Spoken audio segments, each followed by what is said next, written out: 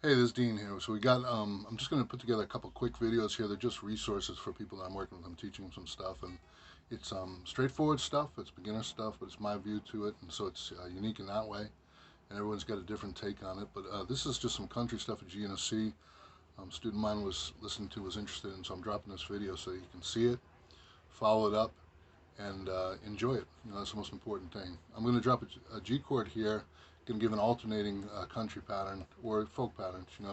It's going to be root, root strum, fifth strum, root strum, fifth strum. But more commonly in this position, it's root strum, third strum, root strum, third strum.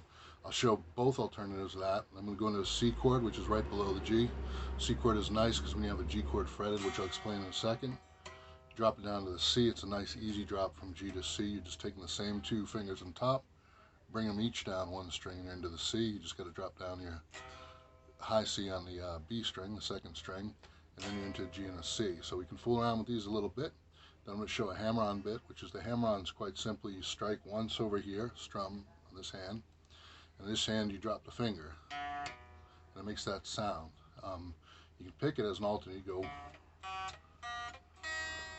but it makes a nicer sound. It's kind of a take from pianos and how they sound when you're doing the hammer-ons. It's a good bit of country. So here we go. That's a riff I'm going to show in relation to the G, and it's just doing A to the B, hammer on, strike over here once. So you strike, drop, D to E, strike, G to A, strike and drop, B, and then back to low B right before you hit the G again on the top of the chord. So it sounds like.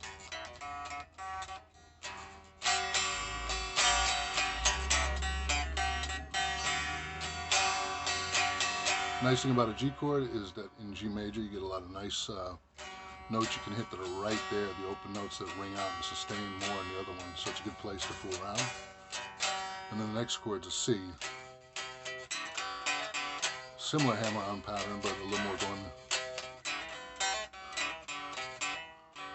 In the C hammer-on pattern, I'm doing probably more like two notes. I'm doing D and that there's D and G, dropping an E, and then the next one's G and C playing. I'll drop an A on top of that. So it's within the form of C. Dropping those notes that you hold, just taking the middle of it, play it open, just open D with a G, hammer on, then to what you didn't finger before, which is the open G to the C, hammer on the A, and then go back and hit the C. So it kind of, hopefully that makes sense. Back to G. She's definitely on my mind, definitely on my time.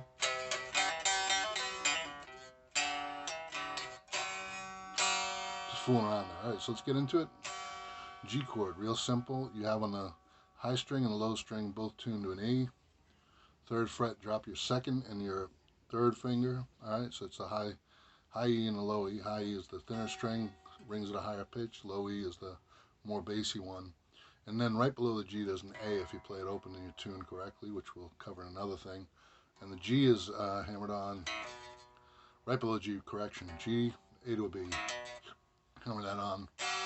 And now you got the whole G chord. You got the middle three notes are open, and the unique thing is those three spell out the G chord in the second inversion. No, correction. It's the third inversion. It's D, G, B. All right. So, but that's kind of nice because a lot of stuff you can do with those notes and hammer-ons just by hitting those notes on the second fret. So going from open fret to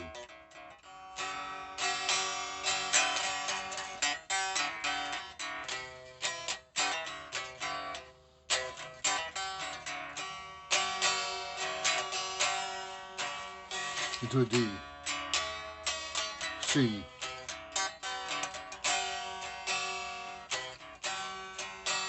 now the G and C have an important interrelationship. G is a one chord, C is a fourth chord. They resolve nicely to each other. Certain chords, the one chord, G, C chord, which is in relation to G, the fourth chord, and D chord, fifth in relation to the one, will resolve nicely to each other. The 1, 4, 5 is a common rock arrangement on stone stuff or variations of that, and country and different stuff. And then there's other stuff I'll cover at different times, other things. But for this one right now, it's the G and the C. So let's go back to the most basic thing, which we covered last for whatever reason. The G, striking the G chord, you've got your two fingers, second and third fret, gives you that G, the basis of the G sound. It's got an A there, so that's like I don't know the name of that, but I'll come back to you with the name of it. But we put the B on, we get the right G chord. It has 3 iterations of G, low G, middle G, high G. So 3 octaves of G, 2 octaves of B. There's a B right below the B, the thing you're putting on the second fret, an A string, B note below, and then the D string is right above the middle one. Learn those notes, it's helpful for you. And a quick aside, there are only 8 notes across the fretboard.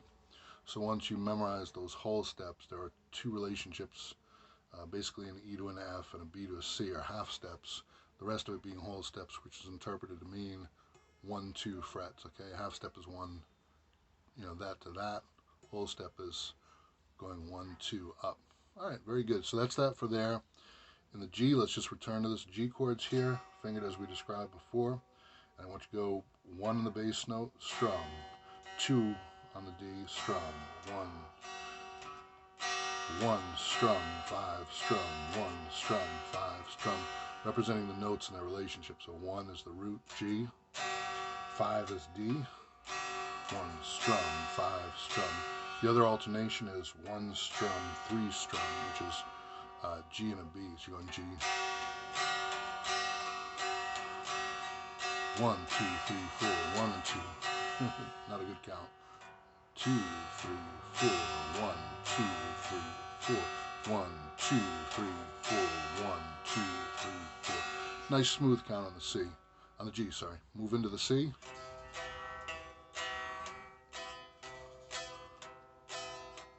A little bit out something there, but basically it's a strumming pattern of the C with the E, so it's the 1, 3. 1 and 3 and 1 and 3 and alternation 1, 5, 1 and 5 and 1 and 5, and that's hitting the G as opposed to the E. So now you have the G and C. That's a basic strum pattern.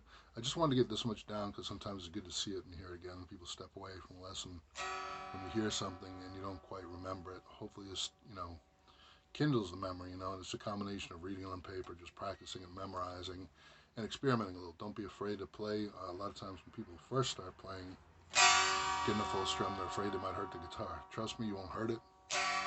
Pete Townsend didn't hurt it, you won't hurt it. Just give it a nice full strum like that.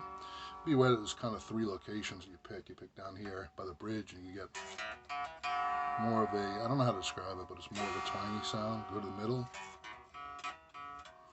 And this is more prevalent in acoustic, because in acoustic you get more like an electric sound towards the bridge back here.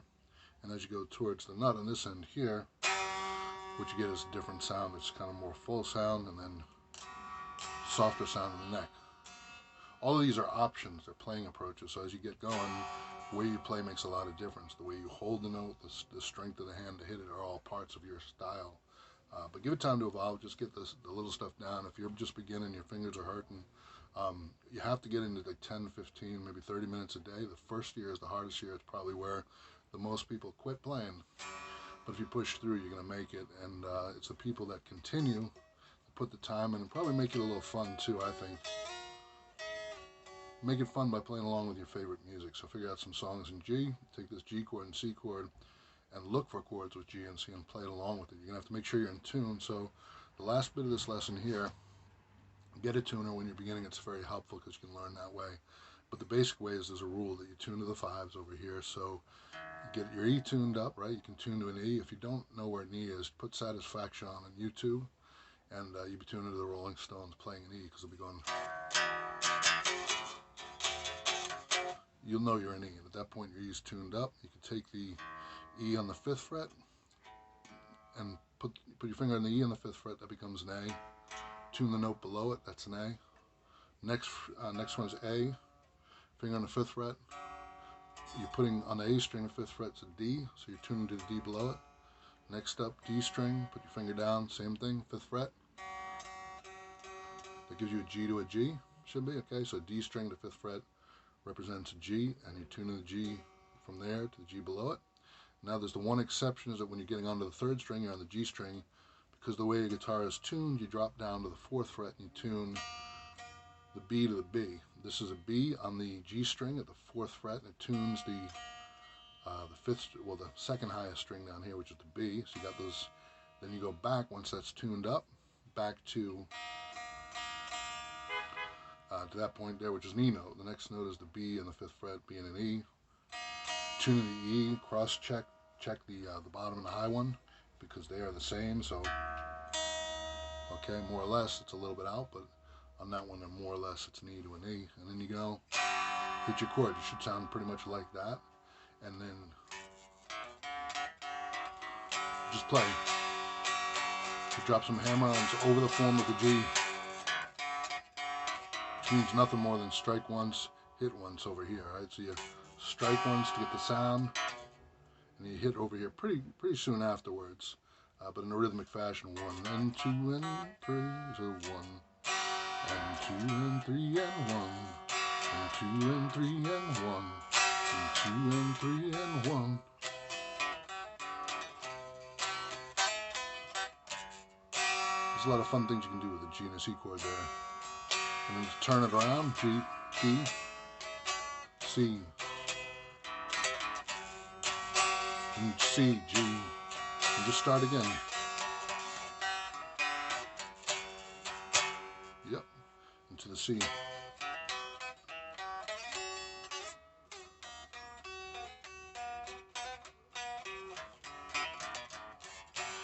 Okay, hopefully that's good and helpful. I'm going to put it up just for a couple students I have. I want to keep them busy in the week, and sometimes people are getting a little bored. So hopefully this will get get a line to keep them inspired, go back in and make it easier, because sometimes we're all different. Some people have visual memory, some people have connective memory, and so this will help some people that are not with photographic memories and stuff. Maybe then you can come back, see it, hear it, and I want you to play it, but I don't want you to get stuck in that. I want you to improvise it. The whole thing is just get some nice sounds, cleanly fret. Do not fret on the metal pieces, because unless you're intending to get an effect, you're going to get a less than optimal sound. Press down hard and clean on the fingertips. It's right here. Mine are a little bit cut, so it's not from playing. It's from contact dermatitis, so that's the reason I had to cover it up. But you don't have to do that. Just use the tip of your finger. Get it about 15, 20, maybe 30 minutes a day if you can. As much as you can put into it, do it. You have an electric. You don't even have to plug it in. Just pick it up, strum it. It's going to be helpful for you if you have your guitar in a stand, because you can reach it whenever. You don't have to go to a case, pull it out.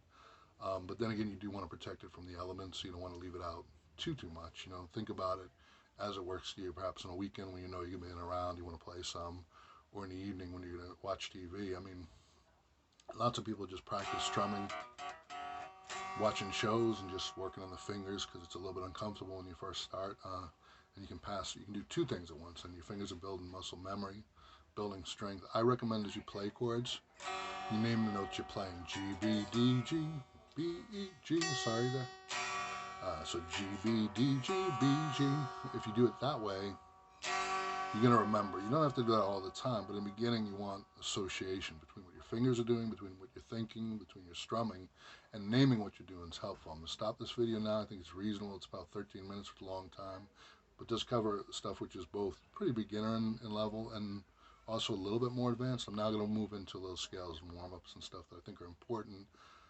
They're not the be-all, end-all, but I think really when you're building finger strength, this is an important thing. So follow this video. The next couple ones, it's kind of beginner-orientated stuff, but it's for all levels, because people learn things at different times. You can play for years, not know something. It could be the simplest thing that someone thought was unimportant. They explain to you, and it's a eureka moment that connects every other thing. So I don't look at anything as being too advanced or too basic. There's always learning, and a lot of times one of the joys of teaching is that, me having played for a long time, when you teach someone something that's not that, you don't think about it that much because you learned it a long time ago. You get to go back and rethink it, and music is about, it's about the playing and the sounds. It's about knowing when to be silent, playing hard, the timbre, of playing hard, playing soft, hearing the silence in music. And a lot of things today with the electronic side, electronic is both a blessing and a curse to music, because a lot of the improvising that used to happen in music with live drummers, where they would slip, they would have imperfect times sometimes, would make you interested, because the human ear catches on the hooks most when you drop in the sound. So if something drops unexpectedly or slightly off the mark, like Keith Richards plays off the mark, that'll give you an interest you like, because you're not expecting it. You're naturally and mathematically working to solve problems, looking for meters and cadences and rhythms and things. If you slip a little bit or you're moving off a little bit with the talent of understanding why you're doing it, or the feeling to know the beat and where you're doing it. Once you get into doing those things because you're choosing to do it, as opposed to it's a learning thing where it's, in the beginning, the mastery of the instrument, those things add all the interest in the world and the difference. And that's why it's important for you as a player to both learn what you're doing, but to maintain the comfort level to explore. Take the rules as a guidepost, but don't let them limit your world in terms of exploring and learning. It's just a level of understanding, but don't let your level of understanding, I guess what I want to say is, don't let your level of understanding destroy your creativity. Take it as a tool to aid your creativity, but don't be afraid. If someone told you you can't play this and this note together, say in what context, because there's many contexts where the notes might not work together, many contexts where they might work together. So you just have to experiment. Don't be afraid to do that. And I think that getting over that fear of experimenting and just playing and doing, making sure that you're doing the daily routines and practice are really important, because you'll advance after the first year, and even within the first year, depending upon the amount of time you can have advances. You can feel the confidence, and there's a great feeling that comes from just playing and mastery. And you don't have to be, when I talk about mastery in relation to your level of skills, your competition is not other people. Your competition is yourself, and you learn in your way. And the uniqueness of each player, it's a very human thing. There's a lot of distinct things that are about who we are. There's common things like the rhythm 1, 2, 3, 4. Quarter notes or eighth notes 1 and 2 and 3 and 4 and 1 and 2 and 3 and 4. And the way we use them, those are base structures, but afterwards you're going to work with the structures, you're going to move around, play different rhythms, you're going to have music and silence, and the combination of all those things will make you a better player, more conscientious, and you understand both the beauty of sound and the beauty of silence and how they work together and play. And so I wish you much success. Don't stop practicing. It's all, and you're just playing. And if you don't understand something, my advice about anything is triangulate things. Look across 3 sources of knowledge to what you want to learn, and your ability to learn will be vastly enhanced, because I might explain things from one dimension that in ways serves you, and it might be someone who complements that. In another way, they explain something that I didn't expect would be a question of yours. And beyond that, another method is just a third way to look at it. And I think that in decision making, it's good to collect a number of different perspectives, and that'll help you on the guitar. If you're a younger student, it's helpful to you in life as well to just get facts, triangulate them, look them across a different couple sources, whether it's a fact in school, a fact in music, or a fact in life. It'll serve you well to have a couple different sources of things, so you can build from that your own opinion on the best path. And that's my sage-like advice for now. Let me get into the other lessons, just a quick exercise and a couple quick things we covered in class. And this is just when I can't be there to explain it to you. I've wanted to have phone calls and get people on the call, but it gets kind of hectic sometimes during the week. So when I'm not able to do that, at least these videos will be helpful to you to watch and put together some of what we said. And they may not cover all of what we said, but they should trigger the memories of what we discussed about the playing together. Thank you.